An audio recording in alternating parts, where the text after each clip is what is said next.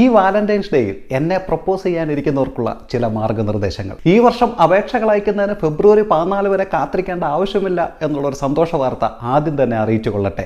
അപേക്ഷകൾ സ്വീകരിക്കാൻ ആരംഭിച്ചു തുടങ്ങിയിട്ടുണ്ട്.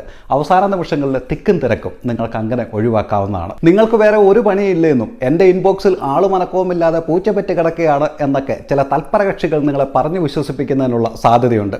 പക്ഷേ ദിവസേന നിരവധി കത്തടപാടുകൾ നടക്കുന്ന വളരെ സജീവമായിട്ടുള്ള ഒരു ഇൻബോക്സ് ആണ് നമ്മുടേത്. നമ്മളത് ആരോടും പറഞ്ഞുകൊണ്ട് നടക്കുന്നില്ല എന്നേ ഉള്ളൂ. എന്നിട്ട് കഴിഞ്ഞ വാലന്റൈൻസ് ഡേക്ക് മുറിക്ക് പുറത്തിറങ്ങാതെ കഥ കടച്ചിരിക്കുകയായിരുന്നില്ലേ എന്നുള്ള ചോദ്യം വരുന്നതിനുള്ള സാധ്യതയുമുണ്ട്.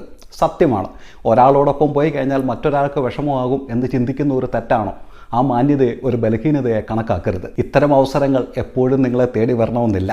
കിട്ടിയ അവസരം ചാടിക്കേറി പെട്ടെന്ന് ഉപയോഗിച്ചുള്ളൂ. ഈ വാലന്റൈൻസ് ഡേയിൽ എന്നെ പ്രപ്പോസ് ചെയ്യാനിരിക്കുന്നവർക്കുള്ള ചില മാർഗനിർദ്ദേശങ്ങൾ. ഈ വർഷം അപേക്ഷകൾ അയക്കുന്നതിന് ഫെബ്രുവരി 14 വരെ കാത്തിരിക്കേണ്ട ആവശ്യമില്ല എന്നുള്ളൊരു സന്തോഷ